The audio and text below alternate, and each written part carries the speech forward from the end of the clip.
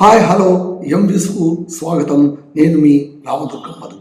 Kannada big boss సీజన్కు సంబంధించి ఇవాళ ఒక కొత్త ప్రోమో విడుదలైంది. ఈరోజు ఎపిసోడ్కి సంబంధించి ఇది చాలా అద్భుతంగా అనిపించడంతో నేను రెగ్యులర్గా మీకు ఏ టైంకి అందిస్తున్నానో అది కాకుండా కొంచెం అర్లీగా ఒక వీడియో రిలీజ్ చేస్తున్నాను.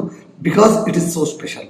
ఏంటి అంటే నిన్నటి నుంచి గత 2 రోజులుగా మనం ఆలోచిస్తే బిగ్ బాస్ సామ్రాజ్యంలోన మంజు మహారాజ్ రాజ్యమే నడుస్తుంది. నా మాటే వేదం, నా మాటే శాసనం, నేను చెప్పిందే ఆర్డర్ అనే రీతిగా ఇంటిల్లిపాదిని ప్రజలందరినీ కూడా గడగడలాడిస్తున్నటువంటి కుతంత్ర మహారాజ్ మంజు స్వామికి పెద్ద ఎదురు దెబ్బ పడబోతుంది. ఎందుకంటే నిన్నటిదాకా ఆయన ఆడిందే ఆట, పాడిందే పాట, తాను చెప్పిందే సూత్రం, తాను చేసిందే న్యాయం అనే రీతిగా ఈవెన్ నామినేషన్ ఘట్టంలో కూడా ఎవరెవరు సరిగ్గా నామినేషన్ చేయలేదో కుండ బద్దలు కొట్టినట్టు నిర్మోహమాటంగా చెప్పేసి ఇది సూక్తమైన కారణం కాదు, అందుకోసమే మిమ్మల్ని నామినేట్ చేస్తున్నాను అని చెప్పినటువంటి మంజు మహారాజ్ ఇవాళ నుంచి ఏం చేయబోతున్నారు? నిన్నటిదాకా ఏకపక్షంగా సాగినటువంటి ఈ సామ్రాజ్యంలో కొత్తగా మరో పవర్ కార్డ్ ఎంటర్ అయింది. అదే బిగ్ బాస్ సామ్రాజ్యపు యువరాణి మోక్షిత. అవును, మోక్షిత ఇప్పుడు బిగ్ బాస్ సామ్రాజ్యానికి యువరాణిగా సీన్లో ఎంటర్ అయ్యింది. సో ఇప్పుడు ఏమైపోయింది, 2వ పవర్ సెంటర్కి రావడంతో ఆట రంచుగా సాగుతుంది. ఇన్నాళ్ళ దాకా నిన్న మొన్నటి దాకా మంజు మహారాజ్ ఏం చెప్తే అది అన్నది కాస్త ఇప్పుడు మంజు మహారాజ్ మాటే కాదు, నా మాట కూడా చెల్లుబాటు కావాలి అని పట్టుబట్టి కూర్చోవడానికి, అధికారం పైన కన్నేయడానికి, ఆ సింహాసనాన్ని లాగేసుకోవడానికి యువరాణి మోక్షిత రానే వచ్చింది.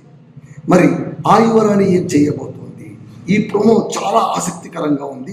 ఏంటంటే మోక్షిత, యువరాణి మోక్షితకు స్వాగతం సుస్వాగతం అంటే గతంలోన ఎలాగైతే 2 రోజుల క్రితం మంజు మహారాజుకు స్వాగతం పలికి ఆయనకు కీర్తి రావాలని వినిపించి బాగా పొగిడి అరవీర భయంకరాన్ని పొగిడి అతని నెత్తిపైన కిరీటం పెట్టి ఆయనకు హారతులు ఇచ్చినటువంటి ఈ రాజ్యం ప్రజలు ఇప్పుడు యువరానికి కూడా అదే రకమైన పూర్ణ కుంభ స్వాగతం పలికారు. దీని వెనక కారణం ఏంటంటే నిన్నటిదాకా ఆ మహారాజు ఏకపక్ష పాలనతో విసిగి వేసారి నోరు మెదపలేక నిస్సహాయంగా ఉండిపోయినటువంటి కొంతమంది ప్రజలు, అదే మన బిగ్ బాస్ కంటెస్టెంట్లు, ఇప్పుడు గొంతెత్తడానికి అవకాశం దొరికింది. యువరాణి వైపున చేరి మహారాజు అధికారానికి, మహారాజు అహంకారానికి కళ్ళెం వేయడానికి వాళ్ళు ప్రయత్నించబోతున్నట్టు ఈ ప్రోమో చూస్తే మనకు అర్థమవుతుంది. కాబట్టి యువరాణి రావడమే నేరుగా క్యాప్టెన్ హౌస్లోకి వెళ్ళడానికి ప్రయత్నిస్తుంది. అక్కడ ఉన్నటువంటి మంజు మహారాజ్ గర్జిస్తాడు, నా క్యాప్టెన్ హౌస్లో వేరొకరు కాలు పెట్టడానికి వీలు లేదంటే ఇది నా హౌస్, ఇక్కడ నా రాజ్యం, నేను చెప్పిందే నడవాలి అంటే ఆమె వాదనకు దిగి తర్వాత వెంటనే వెళ్ళిపోయి గార్డెన్ ఏరియాలో వేసినటువంటి సింహాసనం పైన వెళ్ళి కూర్చొనిస్తుంది.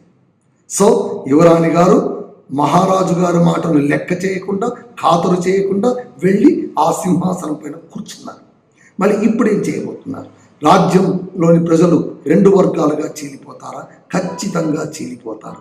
చీలిపోయినప్పుడు మంజు మహారాజు మాట వినేవాళ్ళు కొంతమంది అయితే యువరాణి మోక్షిత మాట వినేవాళ్ళు మరికొందరుగా తయారవుతారు.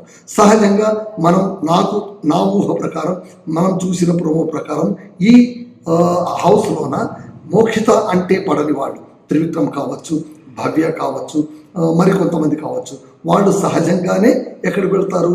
మంజు మహారాజ్ దగ్గరికి వెళ్తారు.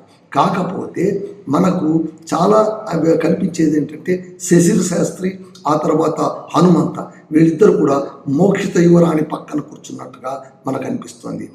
ఆమె రజిత్ కూడా యువరాణి వైపునే ఉన్నారు, త్రివిక్రమ్ ఏమో మహారాజు వైపు ఉన్నారు. సో ఇద్దరు బలశాలులు ఎదురెదురుగా నిలబడి ఉన్నటువంటి ఈ రోజు నుంచి అధికారం కోసం చేయించుకునే పోరాటం విచిత్రమైన పోరాటం అవుతుందా? ఎవరిది ఆకార పోరాటం అవుతుంది? ఎవరు ఈ పోరాటంలో గెలుస్తారు? అంతా కూడా సస్పెన్స్, థ్రిల్లర్, మెథలాజికల్ మూవీ లాగా ఈరోజు ఎపిసోడ్ చూస్తే మనకు కనిపిస్తుంది. మై డియర్ వ్యూయర్స్, ఖచ్చితంగా ఇవాళ ఈ వీడియో చూడాల్సింది. నిన్నటి దాకా మనకు అనిపించింది నామినేషన్ ఘట్టంలో మంజు మహారాజ్ గారు కాస్త పార్షియాలిటీకి లోనయ్యారా, గౌతమి దగ్గరకు వచ్చేసరికి ఆమె మాటలు చెప్పింది కరెక్ట్ అనడం, ఇంకొకరు చెప్పింది రాంగ్ అనడం, శోభను నోరెత్తకూడదంటే అని గదమాయించడం. ఇప్పుడు శోభ గారు ఏం చేస్తారు? యువరాణి వైపు వెళ్ళిపోతారా? యువరాణి వైపు వెళ్ళిపోయి మహారాజు అహంకారానికి చెక్ కార్డు పెడతారా? ఏం చేస్తారో మనం చూడాలి. కాబట్టి ఈ ఎపిసోడ్లోన 2-3 ఆసక్తికరమైన మూమెంట్స్ కనిపిస్తాయి. ఏంటంటే ఆ యువరాజు మా సింహాసనంలో ఆమె కూర్చున్నప్పుడు ఇది నా రాజ్యం, నా సింహాసనం, నువ్వెవరు కూర్చోవడానికి అన్నట్టుగా మహారాజే స్వయంగా రంగప్రవేశం చేసి ఆ సింహాసనాన్ని కబళించడానికి ప్రయత్నించడం, అడ్డుకున్నటువంటి శశిని ఎత్తి అవతల పడేయడం, హనుమంతునైతే అలా చేత్తో తీసుకుని విసిరి అవతల పడేస్తున్నటువంటి మంజు మహారాజు పడేస్తున్నటువంటి దృశ్యం మనకు కనిపిస్తుంది. సో ఇది రోమాంచకమైనది, భయంకరమైనటువంటి దృశ్యంలాగా కనిపిస్తుంది. ఈ హారర్ సీన్ను ఎలా తీర్చిదిద్దారు, బిగ్ బాస్లోన ఈరోజు ఎపిసోడ్ ఎలా డిజైన్ చేశారు, నామినేషన్ దాకా ఒకరికొకరు తిట్టుకొని, ఒకరికొకరు వాదించుకొని, ఒకరికొకరు కలహించుకొని, కానీ మహారాజు మాటను ఎదురాడలేక మౌనంగా ఉండిపోయినటువంటి ప్రజల గొంతు లేస్తుందా? యువరాణి వైపు వాళ్ళు నిలుస్తారా? మంజు మహారాజుకు అడ్డుకట్ట వేస్తారా? ఇవన్నీ తెలియాలంటే ఖచ్చితంగా మనం ఇవాటి ఎపిసోడ్ చూసి తీరాల్సిందే. మై డియర్ ఫ్రెండ్స్, నేను చూస్తాను, మీరు చూడండి. ఎప్పట్లాగే నేను రేపు మీకు ఫుల్ ఎపిసోడ్తో మీ ముందు ఉంటాను. అంతవరకు సెలవు. This is Madhusudan signing out.